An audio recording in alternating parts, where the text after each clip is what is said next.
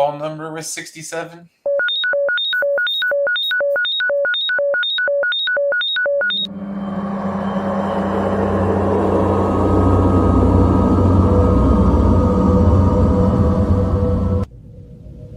Make it so. Make it so. Make it so.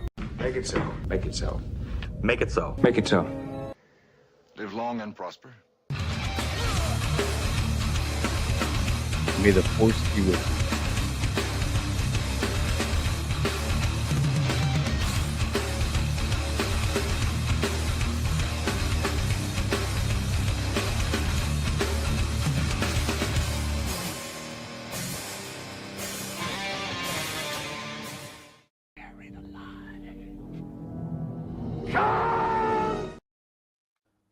Welcome back to Kingdom of Nerds, Red Shirts, the premier Star Trek comic book show on Kingdom of Nerds.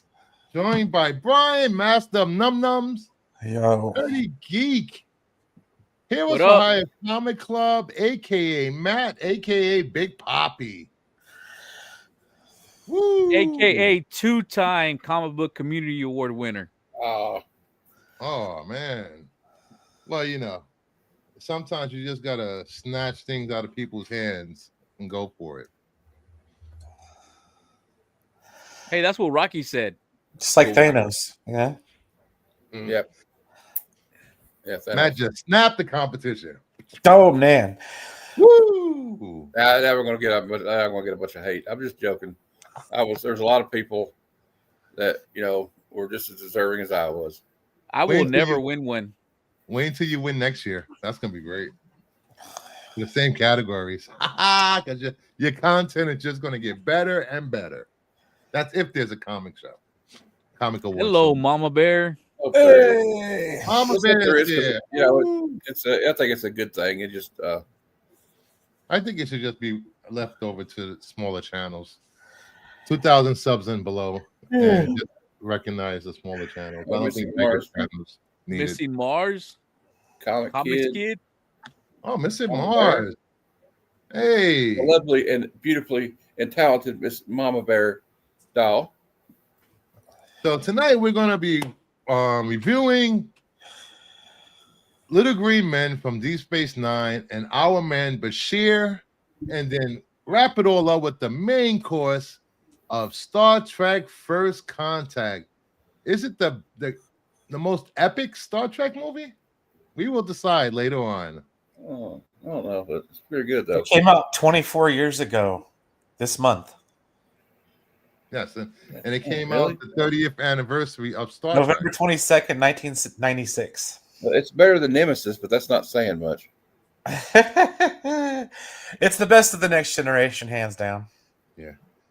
Canada, you covered in snow. We're covered in snow. That lake We got effect snow too. Well, killed it kind us of melted today. today. Killed us. It was right? 71 degrees today. That's some bullshit. It was 24 degrees this morning. Nice Right, and sunny. I was actually able to take down the Yellow Jacket hive by my window. They're all gone and dead. It was empty Nice. Why didn't you just spray it? because it was too high to get up on a ladder and spray. I'm not. No, you get one of those. You get one of the sprays that shoots out like 15, 20 feet. Oh, really? Yeah. Y'all don't have those? I don't know. Just hit it with a stick and run. That's what we used to do back in the day. It was a stick and run. No, man. I You was- shoot it. You I shoot was it gonna with the take air spray spray that with a foams up. lighter. You get the one that foams up, and then they can't fly off. Then they just start falling and dying. It's great. Then you set them on fire. Hey, Phil. All right, so I'm gonna let you guys warm up tonight's episode. Oh, Little- can I start with my little- favorite part? Little Okay. green men. Okay, so Little Green Men starts off with this auction sale here in Cork's Bar. And my favorite part of this is when Worf's like, I don't want to do this. I don't want to do this. And Cisco's like, bro, just go find something to buy. So he walks up and he grabs he grabs a Ferengi tooth too sharpener, sharpener. and he's like, he uses it once and he's like, kind of looks at it. And then he uses it again. And he's like, how much? One of my And favorite. And they're having this sale because Nog Nog. is going to Starfleet Academy. Yeah. He will be the first Ferengi to go to Starfleet Academy. And of course, Quark is against it. But unbeknown to Nog and his dad, Quark has arranged to smuggle illegal contraband while he's heading to Earth. Of course, leave it to Quark. He can't pass up an opportunity to make some profit. Yes. Yeah. Although I gotta admit, he must be hated by his cousin so much that he literally buys a starship, just willing to sacrifice it to kill him. Yes. Did you see the episode with him in it, with cousin Gala in it, where he's with the arms dealer? He said, "Eggnog, get out of here, Justin." So it's Nagasaki. So you know he with the pad, and he's like, "Doesn't this Gabriel Bell human look like Captain Sisko?" Oh, foreshadowing. Deep cut. Actually, that's one of my favorite episodes. Past tense. That is a good episode. So it's he rigs the ship, so they have to vent all of the cargo, which sends them back in time. So where? What? It's a time travel episode? Yeah, it's another time travel episode. Roswell, New Mexico, 1947. 1947. Where was they're trying to say that the Roswell crash was the Ferengi, right? So okay. Yeah, so they are the Roswell aliens, apparently. Yeah. I just love this part here where they're trying to communicate. Yeah. Welcome to Earth. Yes, their universal translators weren't working because of all of the radiation in the atmosphere from nuclear testing. So was this the first time that we actually heard the Ferengi language? Yes. No, was it? Because I thought they did it in Next Gen one time, but I guess it is. I don't remember. They were speaking English, though. Yeah. Oh, wow. This is probably one of the best episodes as far as the time travel goes, because they didn't really do a lot of time travel in Deep Space Nine, and I think that's one of the better aspects of the show. They didn't use it much. We've literally watched 2 time travel episodes in a row of Deep Space Nine. Yeah, but they're like the only 2. Seriously. There's past tense, and then that's that.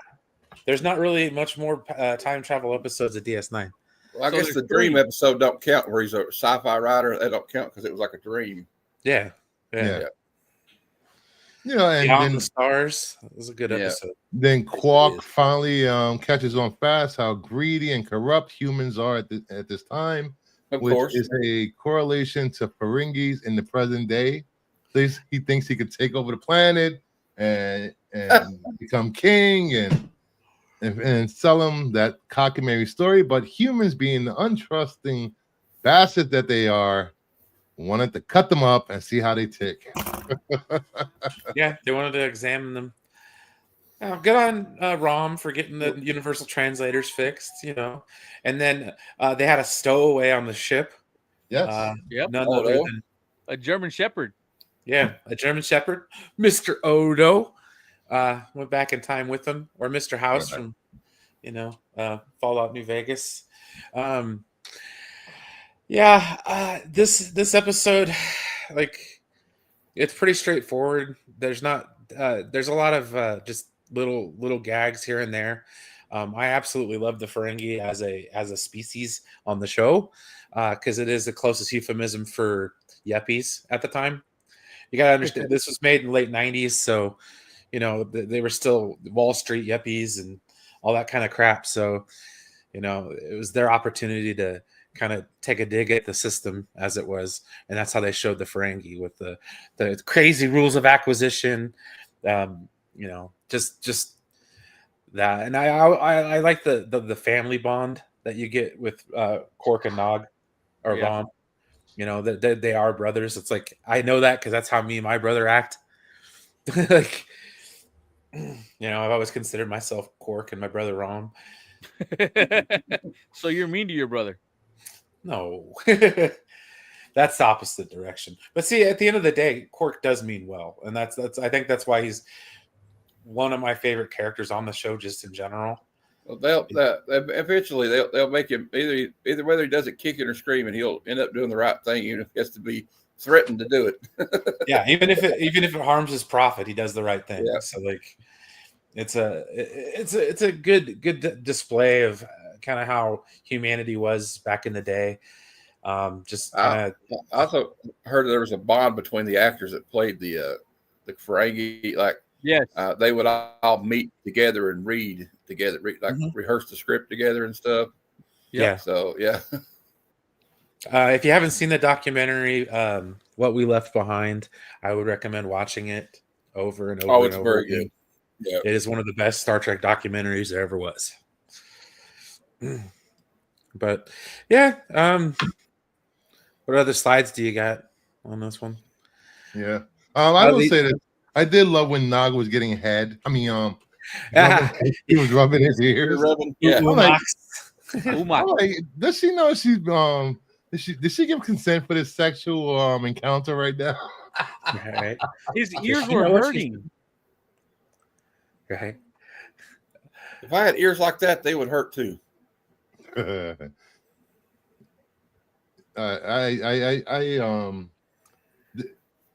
This episode was funny. I just think maybe I don't know that the way the Earth looked and then having them, I don't know, it just seemed a little off with special effects. And I don't know. Yeah, I mean, this is 1990, whatever, and special effects weren't the greatest, especially ones on television. Nonetheless, a syndicated television show. I mean, Voyager was the one with the budget. That was the one that actually had the special effects. DS9, bless their heart, they did what they could. They kind of treat them bad too. I mean, like you think about, like they got, like the way they were kind of like the first few seasons, they were kind of like the redheaded stepchild, even though they were the better show. Oh, absolutely. But like, I don't know, it kind of picked up. One other thing that's great about this show, it's not about this episode, but back then you didn't really see a lot of like where it was like the whole season's like a one storyline. Like, especially even on next gen, it usually you might get a two-parter and that's it. So it's kind of ahead of its time as far as like streaming. And I think, kind of like they said in the documentary, it's why this show had such a successful afterlife after it was canceled or ended, because of it going to Netflix and Pluto TV and all those places. Yeah. Well, being episodic, it was a lot different. Yeah. But Deep Space Nine was the first one to really start doing the multi-series arcs, especially with the Dominion. Anything to do with the Dominion, really, just from season 2 onward. I just like how they kept the continuity. I like how Odo tagged along. Yeah, that was cool. He's a stowaway. He knew Quark was going to. He knew Quark was going to do something nefarious, so he had to tag along. And you know what? That's one of the best parts of the show to me, is like the relationship between Quark and Odo, because he's always trying to sneak around, and he's always trying to catch him red-handed. But at the end of the day, there's a respect there. Yeah, it's kind of like I would say this: Odo was like the worst cop ever. He never gets his arrest. I know they always rats on somebody else. They get him to rat on Foiled somebody again. else. And he has the best power to be a cop. He can be anything and catch them red-handed, and he never does. Right. I don't think he wants to catch him. Hey, what's up, JSS? Console. Hey, JSS, what's up? And that's kind of a cool power to have, just be able to like turn into anything. I know it's weird that he can turn into anything, except he can't do a regular nose. Yeah, why can't he just make himself look like a normal Joe? I don't know. It's maybe he prefers to be like that. He's trying. They kind of explained it. He was still a quote unquote young changeling, so he hadn't developed that yet. And he wasn't around other changelings to learn from. Yeah, it feels like it would be harder to look like a completely German Shepherd dog with fur and everything than just making a nose. But hey, being a human. Yeah. Yeah. The one that tripped me out is when they had that changeling sickness, and their skin gets all flaky. Oh, that kinda was bugs me out. gross. Oh, you That mean was- when the Federation committed genocide? Yeah. One of many Wait, times they did that, by the way. The genocide in the future too? Yeah. Mm-hmm. Okay. But this was Yeah, a the good, Klingons did it to the Tribbles. That was genocide. yeah. I will say that this was a good episode. It was funny. It was a very lighthearted episode. Wasn't my favorite episode, but it was all right. Yeah, it was better than the last review you gave a DS9 episode. There we go. It was What? a solid. It was a Oh, solid. come on. That was a horrible episode. It was a solid time travel. Hallmark was horrible. Jeez. All right. That is your opinion. All right. Right. Yes, and I'm here for it because that's my opinion. I am the goddamn captain, so make it so. All right. No. Captain Jellicoe. Let's talk about Bashir. I am old enough to remember the Deep Space Nine bar at the old Hilton at the Star Trek Experience. Quark's bar. Oh, geez, look it up. Cool nostalgia. I wanted I to go need- so bad. Yeah, I never got to go. like I have that no so reason bad. to go to Vegas now. Except for hot weather. We can I go in always wanted August. to go see the bridge. They had like a bridge set up. They were touring with Mhm. from Next Gen, and I think they had the old one too from Star Trek. I always wanted to sit, and they had I always wanted to sit in Captain Kirk's chair. Right. So I have actually been discussing it with my wife of like, what if do you want me to either buy a replica of the captain's chair or should I make a replica of the captain's chair? Well, you can buy them. They're expensive, but you can buy them. Well, that's I think- why I think it's that's why worth the other doing. choice was I make one. Make it and make content out of it. But then I'm trying to figure out like I kind of want Pike's chair. I like Pike's chair. Well, there you go. I do like Pikes. I don't know. And the Pike Picard's becoming- just like it doesn't look that great. Like to sit in and stream in, it doesn't look like it'd be comfortable. Captain Picard's chair kind of looks like one of these gamer chairs or something. It's an 80s lounger. Yeah. But Captain Pike, I would have that chair. Oh, look at that. Playmaker made a replica of the captain's log. I make one of those every morning. Ah. Right. All right. Next episode we went with was season 4, episode 10. Our man Bashir. Yes, We got a transporter accident. we got a holodeck Transport- episode. yes. Another holiday deck episode in a Star Trek show. Go figure. Holodeck episodes are some of the best episodes. Like if it's going to be there's one of two things. If I see it's going to be a Klingon centric episode or a holodeck episode, I'm like, hell yeah.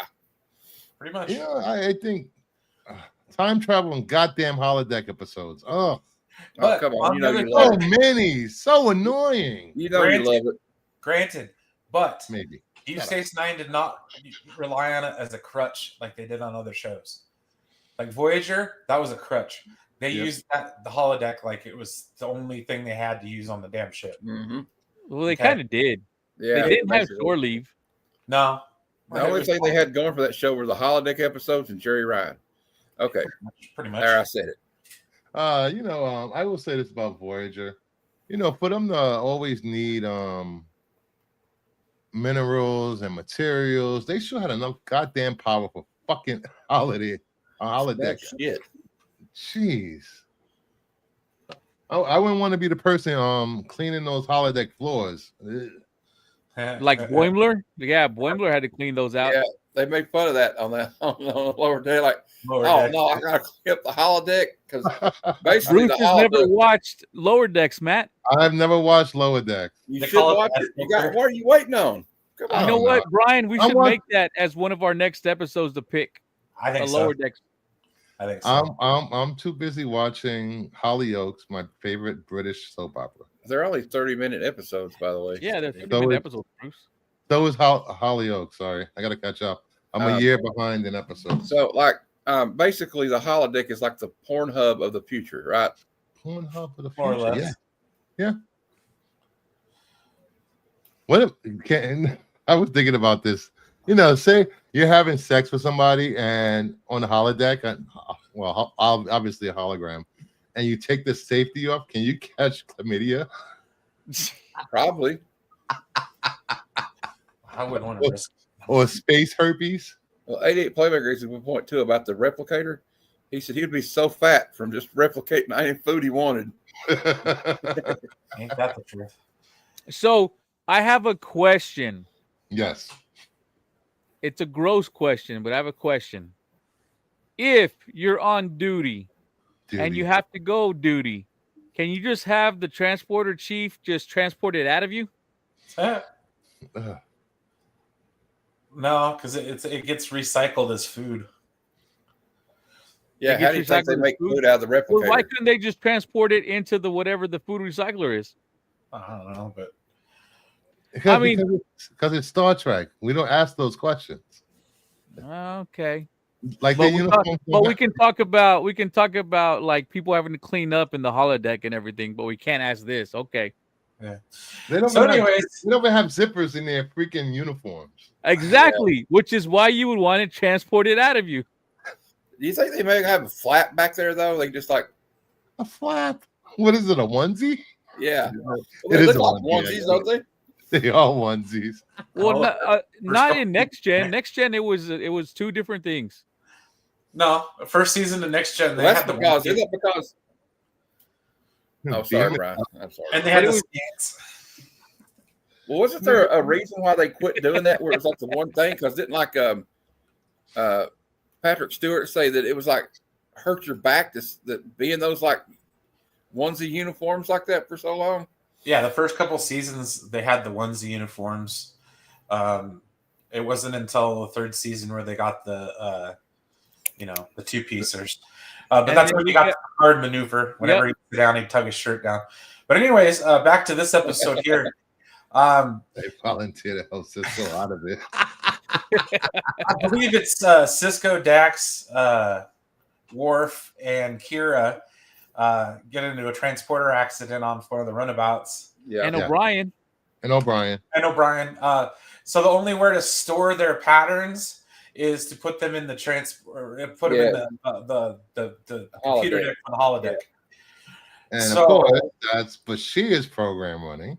And Bashir's running a program where he's playing a James Bond-esque spy, which intrigues his buddy Garrick, the spy of all spies. I still say they had an official romance off camera.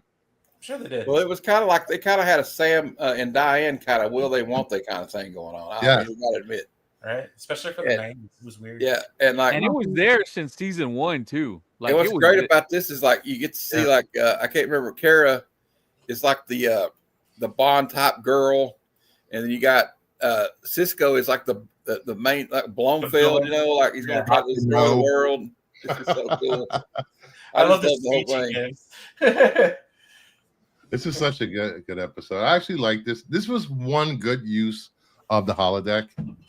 And you groaned when I told you about the episode too. You punk. I did. I was like, I would say one of my favorite looking hubba.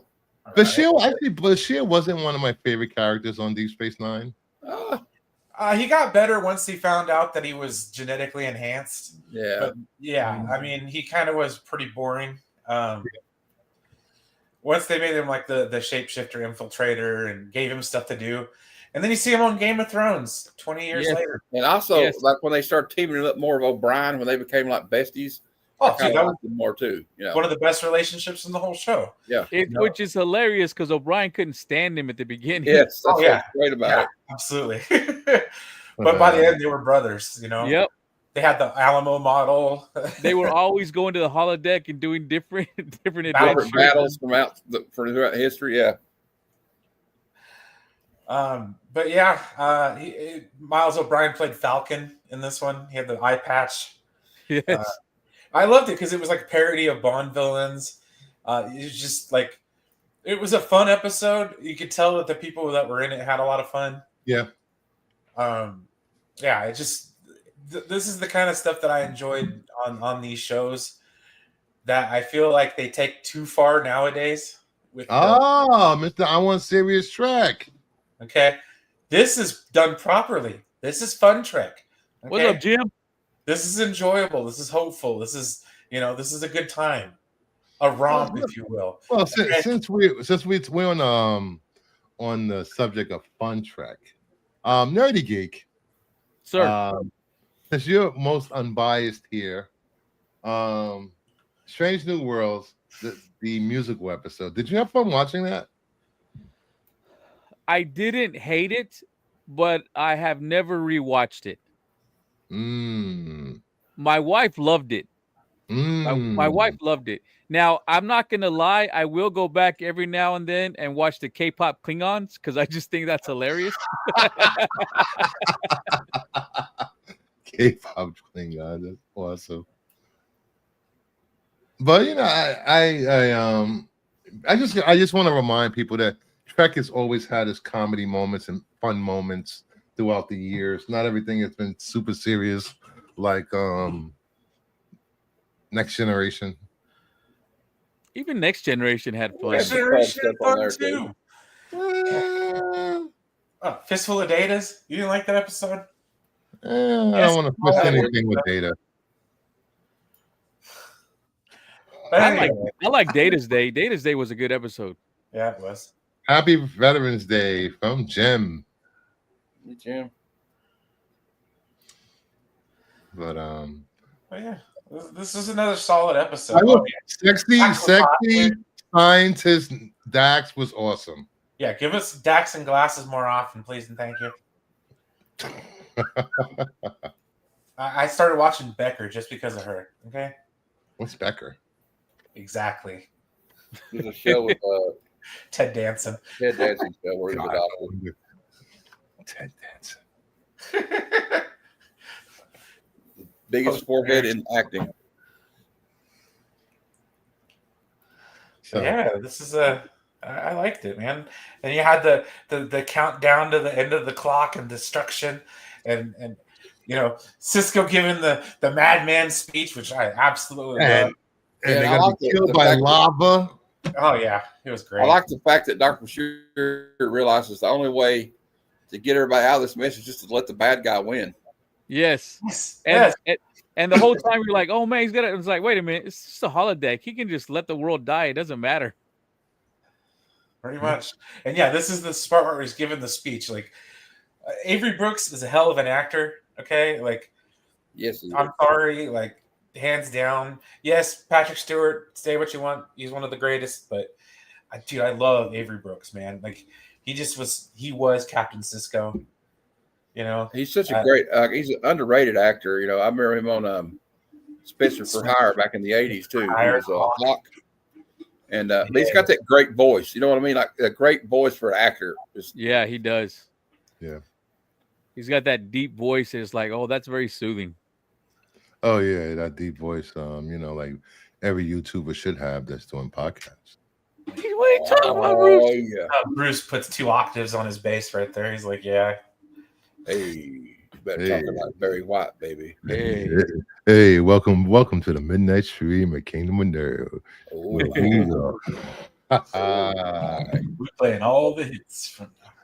We'll turn it, flip it, rub it down, and that's the type of voice you hear on any YouTube channel that has nothing to do with comic books or nerd stuff. I know. Usually, like, well, guys, this book is from 1947. Well, actually, Invaders 18 did not have such and such character in it at this one. It was not until issue 23. You got to put your glasses up. And David, one of my favorite artists will always be John Byrne because anything new I really don't read. And you know, if I'm a LCS, I don't sell any new books. That was really specific. Hey, man, I think it's a video he just watched. This is what happened. I get in trouble. I go off the rails. But Our Man Bashir was a fun, classic spy type thriller episode filled with fun takes on the characters. I give it 2 thumbs up. Nice, and it was nice to see them step out of their comfort zone as actors to do something different. And I just want to add that these are 2 great episodes to show how great Rom is at fixing just about anything and everything. Dude, right? Rom should have been a Starfleet engineer. Rom would give Scotty a run for his money. Right? Yes. And he's like, "Oh, it's behind the Hey, spatula." guys. The spatula, yes, it's made of copper and it's a great it's a You got great 10 more conductor. minutes, Matt. You ain't going anywhere for 10 minutes. We'll get into the first contact though, because All right. So watch those 2 episodes, Little Green Man, Our Man Bashir, if you haven't watched them in a while, because we're moving on to one of the greatest Star Trek movies ever made. Probably the most profitable Star Trek movie ever made. The Star Trek movie with the biggest budget back then. First Contact, which all ties back to what's the episode when he becomes Locutus? Best of both worlds, part Best 1. of both worlds. Part 1. All right, Okay, so so this is the set first this up, Brian. first ever movie I saw in the theaters twice. It was a rainy day in 1996 in November. I was in 8th grade. I had the film reel trailer of this. Okay, the laminated poster from the movie theater. I had another poster that had the whole cast and then a picture of the most beautiful Enterprise, which is the Enterprise E. Okay, we'll get there. Okay, I broke my arm the day I went and got the soundtrack. The soundtrack had 2 songs that were not Star Trek songs. And I'm also going to say Jerry Goldsmith killed it with the soundtrack in this movie. Just amazing. It was so good they reused it in the 3rd season of Picard. Okay, that's how good it was. It had Roy Orbison's Ooby Dooby and Steppenwolf's Magic Carpet Ride. Okay, and that was the first time the Star Trek had ever put like music that was just regular music in a movie, which was kind of something. But anyways, starts out, we got the Borg here. They sound Swedish, but I promise you they're not. We're not talking about Bjorn Borg, the Swedish tennis player here.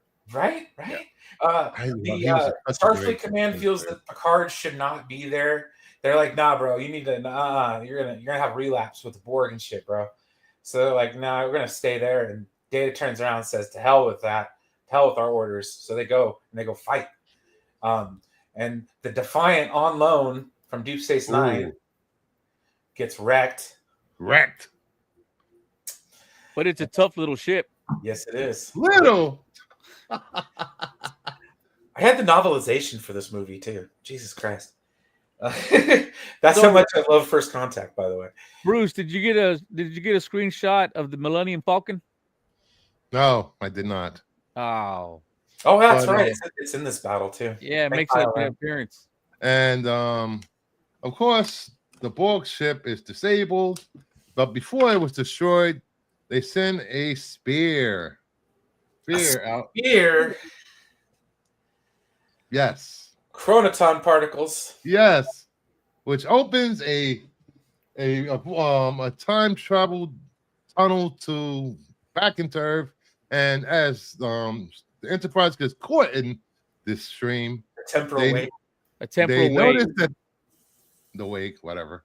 They notice that the Earth is completely Borg. And then they got to figure out how in the world did they do this? So they went back in time, right? Back in time to where? Got to get back in time. 40 years from now. To when they invented the first warp drive. Yes. 2063. And you get to finally see the man who invented it. I've heard him talk about this guy before. Yes, many And times. now we finally get to see him in the flesh. And you know, it's kind of a don't meet your heroes thing because he's kind of a dick. He's a dick. He's an alcoholic. He is not what the history books portray him to be. No. A statue. Hey, you mean history doesn't makes people look like heroes that aren't? Oh, interesting. All right. IKEA resistance is shoot. I've actually met James Cromwell in person. He's a really cool dude. Yeah. While I was watching this episode, I decided to read up on it and do other things, and he beat out Tom Hanks for this role. Really? Really? Yes, because he was because of his performance a couple years before, he got the role in Babe. Oh yeah, I remember Babe. Well, he also played Jaglem Shrek. He was the guy that told Worf about his family or his father. Mm. That took Worf to that planet with the Romulans and the Klingons living together. Yep. Cats and dogs living together, mass hysteria. Right? So and then he the played Enterprise gets there, destroys the sphere.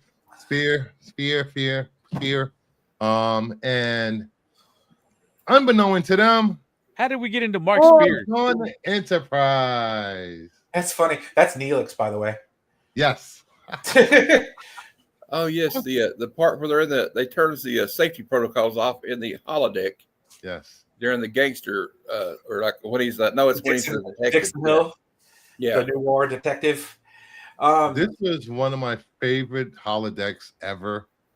What was the name of the character? Lenny the Nose? Or yeah, Nicky the Nose. Nicky the Nose. That was great. This is also where you get to see cameos from the writers.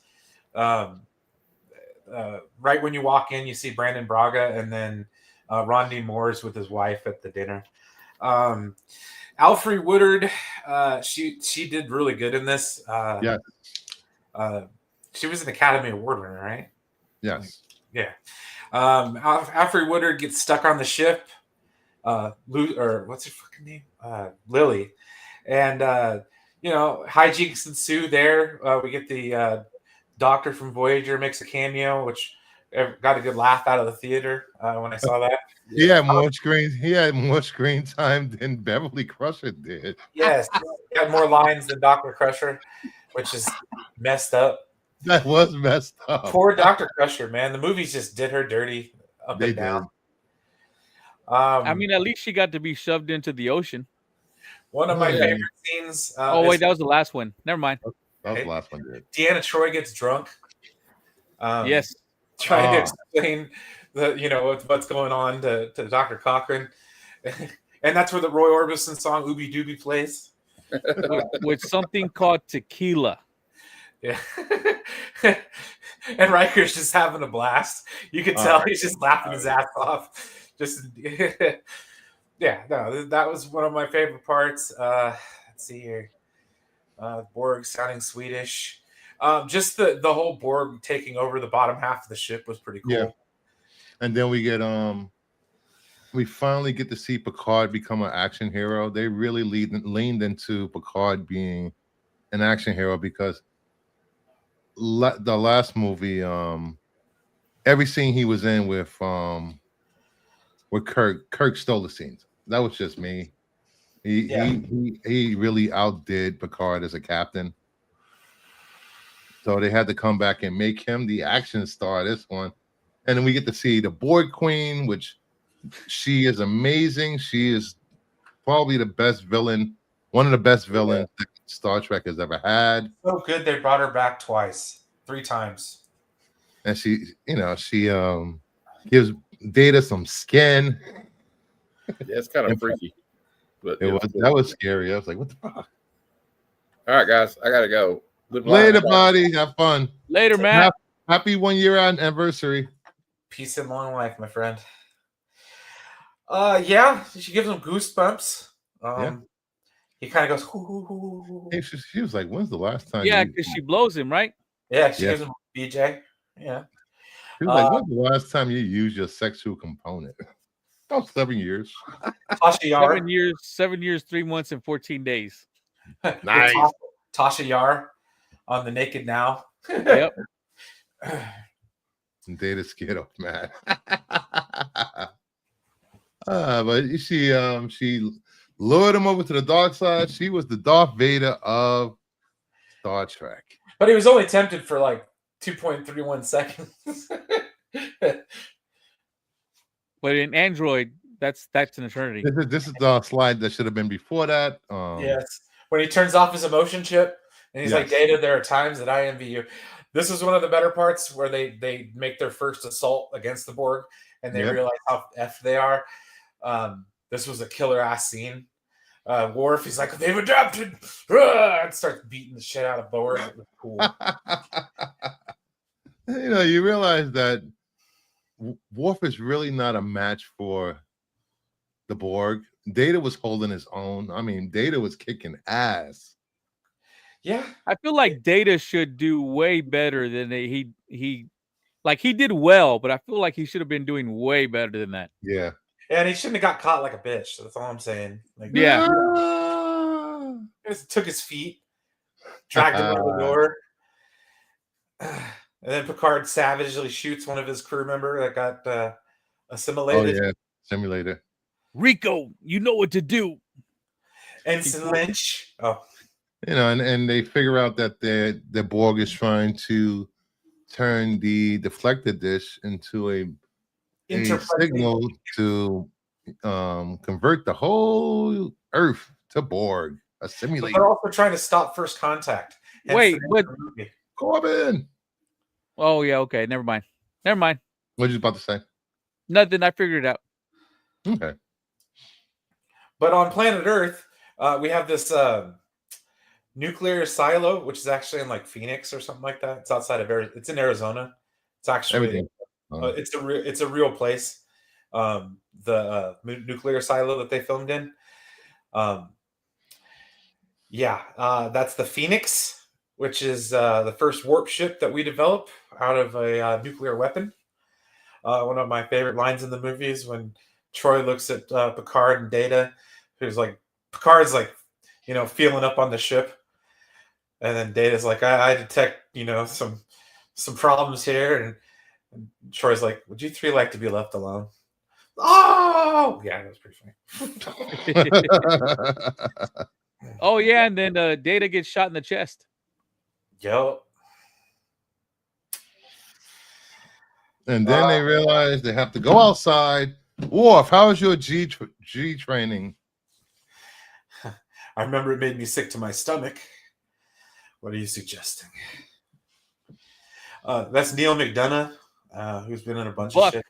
That's Yeah. Buck from Band of Brothers. And wasn't he in what was he in? He was in Flash. Was it Flash? Flash and Heroes of Tomorrow. He was in Yes. Yellowstone. Yep. He was also in the one with the Rock walking. Walking Tall, yeah. Yeah, Walking Tall. He just did an interview where he complained again about Hollywood, actually. Oh, and we didn't talk about who directed this movie either. Yes, the legendary Jonathan Frakes, man. There you go. I think he was probably one of the best directors ever for any of the Star Trek movies, except for Leonard Nimoy. Except for what? Leonard Nimoy when he when he directed. Yeah, he did two movies. So did Frakes. He did this and then Insurrection. But Franks has done a lot of TV series that are, and usually whenever he's the director, it's usually a good episode. Mm-hmm. True, especially on Star Trek. Yeah, like modern episodes of Trek that have been directed by Jonathan Frakes are actually pretty good. It's like in The Mandalorian. If you see that it was directed by Bryce Dallas Howard, it was usually one of the better episodes. Yep. 100%. But I think this fight was awesome on the ship, outside of the ship. Oh yeah, you could see a good exterior of that beautiful Sovereign class vessel. That was so good. That the way the ship looked and the way Earth looked in the background, it was so cool. That was probably one of my favorite shots of a Star Trek movie. And it was an actual set they filmed on, which was nuts. This is old school Star Trek right here. Worf getting into the fight with the Borg, and then getting his suit cut, and then having to use the Borg tentacle to kind of like tie his suit up to where it's not leaking anymore. Which would have helped. Which would have helped him breathing, but his leg would have still frozen. True. Yeah. Assimilate this. One of the better lines from the movie there. blows up the deflector dish. The Borg plan's been thwarted. So then they go to plan B, which is to blow the Phoenix up as it's en route to breaking the warp barrier. And that's when we get our second song, Steppenwolf Magic Carpet Ride. And you know, they this is then they go fight the Borg Queen. Yay. Was it before Yeah, that? Picard has flashbacks. He goes in there, he's like, "What's wrong, Locutus? Don't you remember?" And you know, he plays it smart, turns on that gas. That was so it turns into like Alien at that point. Well, yes. It's very Giger-esque. When Data does his face turn and punctures the plasma coolant tank, goes, "Resistance is futile," because he misses the Phoenix. Like he goes to shoot it, but he misses on purpose. This is great. Great. War, Picard, and the other guy. He turned into a Borg. Poor guy. He made it all the way through the movie just to get assimilated. He was the red shirt in that scene. He was. And he wore red, so it fit. And then we have this cool ass scene right here.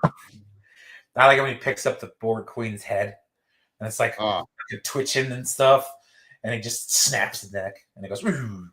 Warfare, Picard, and Expendable. And then we get, what do we get? Let's rock and roll. They hit warp speed for the first time in humankind, which gets the attention of who? The Vulcans. The Vulcans. And he says thanks. He couldn't get it. He couldn't do the live long and prosper. Yeah, so he's like, "Here's a handshake. Let's shake hands." And here, listen to some old music. Now, 100-year-old music. Now, I will say that this probably is the last and best Star Trek movie from that era. For me, the rest of them go downhill from here. Yeah, it's on downhill from there. Yeah. But you know, we will be reviewing. What's the next one like next week, Brian? Star Trek Insurrection. Insurrection is next week, guys. A British tar is a soaring soul, as free as a mountain bird. His energetic fish should be eager to resist the dictatorial word. Come on, Worf, sing. Oh. And his fish be ever ready for a knockdown blow. Well, Gilbert and Sullivan. Yes. I know it from The Simpsons. I know it from The Simpsons too. The HMS Pinafore. Yep. There's so much to be said about First Contact. I mean, for me personally, it just came at the right point in time. Like, it was peak Star Trek, dude. Like, 1996, you had 2 shows going, movies were kicking, like, merchandise was flying. Like, I remember I had action figures, I had all kinds of shit. And I was starting to get a little too old for that because I was in 8th grade, so 8th, 9th grade. So I started to outgrow some of it, but I never saw this till like 2007. Oh, really? Wow. Yeah, well, for the same reason as I wanted to collect comic books, but I just never did because my family couldn't afford it. We didn't go to a lot of movies, so like all of these Star Trek movies, I remember seeing the previews and the trailers and wanting to watch them, but I never got to go. Yeah, I walked out. I'd ride my bike down to the video store and rent this like constantly. I had rented this video so many times when I eventually bought it. It was just this movie. Just I've seen it so many times. I watch it every year on April 6th, First Contact Day. Like, you go on my channel, Brian Master of None. I've got watch-alongs. I've done 2 of them, I think, over the time. But yeah, this movie just it hits me in the right spot. Yes, it's time travel, but at that point, I don't really care. They do it right. I don't know. You Just sure? yeah, for the most part. I mean, there wasn't too much continuity errors, and then later on for Enterprise, they recreate this scene, and except for shaking hands, he pulls out a gun and shoots him. And that's what starts the Terran Empire. Oh yeah. But yeah, so like that's pretty cool stuff, man. This was a good episode. This is a good movie. It was a great movie, man. This was a great movie. I will say that this was a culmination of everything that went on in Generations that ended up being the best Star Trek movie since Wrath of Khan. Yes. Or the Discovered Country. Depends on number 6. Yeah. Yes. The Undiscovered Country is a good movie, but I like this one better.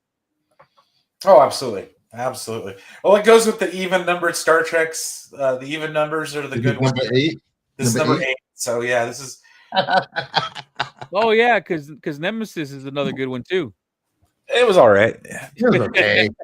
It's okay if you don't have taste. We're gonna talk about Tom Hardy though. That'd be great. Oh yeah, I forgot about that. He's in that. That is a skinny Tom Hardy, man. Yeah, playing a young Picard with a nose job. They had to give him the Patrick Stewart nose. That's very defined nose. Y'all remember the when the Christie's auction house put out like all the stuff from the movies and the series and all that? Mm-hmm. Did you ever watch that documentary about it? I saw some of it. Yeah. Yeah, there was the guy who bought was it Chinzan? Was that his name? Shinzon, yeah. Yeah, Chinzan. He bought the costume and wore it in that documentary. That's awesome. I'm like, dude, you spent that much money and you're gonna wear it? All right. I'd be afraid to break something. Right? That's what I'd be afraid of. But I've always wondered what would one of those ships go for now? Because like I think the Enterprise D went for 500,000. And I'm like, man, today I couldn't imagine what that would go for now. Cool mill. Oh, I would imagine more than that because those things were like what, 3 feet long, 4 feet long. The hero ship, production quality models. Yeah. Yeah. So next week, it's my turn to choose episodes. We will be watching from the animated series, season 1, episode 4, the Laura Lee Signal. It's about a colony of all women. Did you say season 1, episode what? Episode 4. Okay. And then season 1, episode 5, More Tribbles, More Troubles.